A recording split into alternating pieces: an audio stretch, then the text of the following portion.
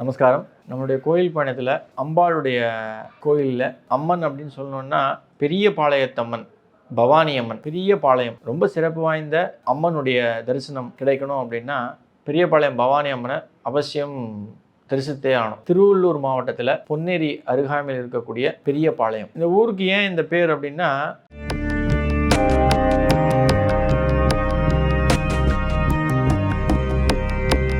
ரகசிய உண்மை நேயர்கள் அனைவருக்கும் என்னுடைய அன்பான வணக்கங்கள், வாழ்த்துக்கள். அடியார்கள் வாழ, அரங்கன் நகர் வாழ, சுடகோப்பன் தன் தமிழ் நூல் வாழ, கடல் சூழ்ந்த மண்ணுலகம் வாழ, மனவாள மாமுனியே இன்னும் ஒரு 100 ஆண்டு வாழியே. நம்ம பவானி அம்மன் அப்படின்னு நம்ம சொல்லிட்ட உடனே நம்ம உடனடியாக நினைவுக்கு வர வேண்டியது பார்வதி தேவி, ரேணுகாம்பாள். இவங்க தான் இங்கே வழிபடுறவருடைய மக்களுக்கு சட்டுன்னு தோணும். ஏன் இந்த கோயில் அவ்வளோ முக்கியத்துவம் வாய்ந்தது அப்படின்னா, கிழக்கில் குசஸ்தலை ஆறு, ஆரணி ஆறு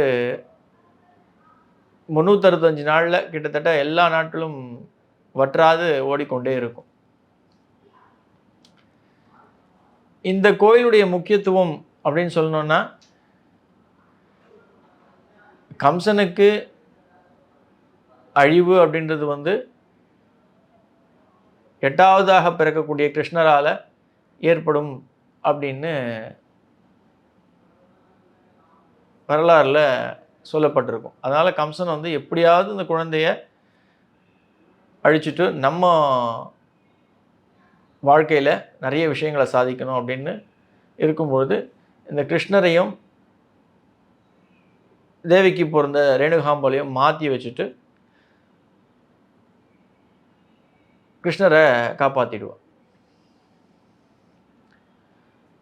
அப்படி வந்த குழந்தை தான் ரேணுகாம்பாள், பவானி அம்மன்.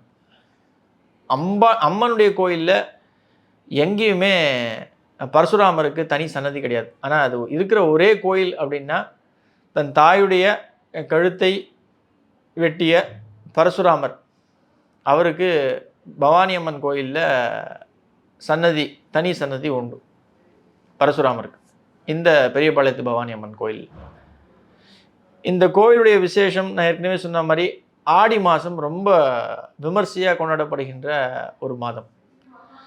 எல்லா மக்களும் இங்கே கூழ் வைத்து, பொங்கல் வைத்து அம்பாளுக்கு படைக்கிறது ரொம்ப விசேஷமாக இருக்கும். அதுவும் ஆடி வெள்ளி அப்படின்னு வந்துட்டிங்கன்னா இங்கே ஜேன்னு கும்பல் மக்கள் ஓட்டம் இருக்கும். திரும்பி போகிறதுக்கு இடமோ தங்கிறதுக்கு இடமோ நிச்சயமாக வழியே இருக்காது.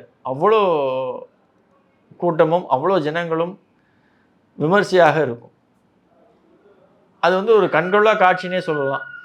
இது எனக்கு ரொம்ப பிரசித்தி பெற்ற இடம் அப்படின்றதால பவானி அம்மனுடைய அனுகிரகத்தோடு என்னால் சொல்ல முடியும். அவ்வளோ சிறப்பு வாய்ந்த ஒரு கோயில். அதுவும் பஞ்சமியில் நீங்கள் பவானி அம்மனை வழிபடுறீங்க அப்படின்னா ரொம்ப சிறப்பு. உங்களுடைய தேவைகள் அனைத்தும் பூர்த்தி செய்து கொடுப்பாள் பவானி அம்மன். இங்கே கருமாரி அம்மனாகவும் வெறும் கழுத்து மட்டும் அம்பாளுக்கு இருந்து காட்சியளிப்பாள் இந்த பவானி அம்மன், ரேணுகாம்பாள், பார்வதி அம்பாள். இங்கே தனியாக முருகருக்கும் சன்னதி விநாயகருக்கும் சன்னதி உண்டு. அதே போல் ஆஞ்சநேயருக்கும் சன்னதி, பெருமாளுக்கு நேர, வெங்கடாஜலபதிக்கு நேர ஆஞ்சநேயருடைய சன்னதியும் உண்டு. இதெல்லாம் நீங்கள் சுற்றி வலம் பவானி அம்மனை சேவிக்கும் பொழுது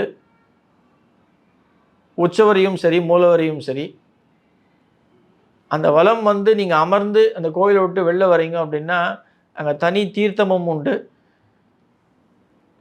அங்கே பிரசாதமும் வழங்கப்படுகின்றது. இன்றைக்கும் ரொம்ப சிறப்பாக இந்த கோயிலில் 365 நாளும் அன்னதானம் அப்படின்றது கோயிலுடைய நிர்வாகத்தினாலேயே, கோயிலுடைய பிரகாரத்திலேயே தனி மண்டபம் வைத்து நடத்தப்பட்டு வருகின்ற ஒரு ஒரு ஒரு சிறப்பான ஒரு விஷயம். இந்த கோயிலில் சிறப்பு, அதிசிறப்பு அப்படின்னு சொல்லணுன்னா, எப்படி நம்ம திருப்பதிக்கு போனால் மொட்டை அடிப்போமோ அதே போல் இங்கே மக்கள் அனைவரும் வேண்டி தன்னுடைய தலைமுடியை காணிக்கையாக கொடுத்து மொட்டையை மொட்டை அடித்துக் கொள்கிறார்கள். வேண்டி நம்ம மொட்டை அடிக்கிறோம் அப்படின்னா அதில் சாஸ்திரத்தில் நிறைய சூட்சுமங்கள் உண்டு.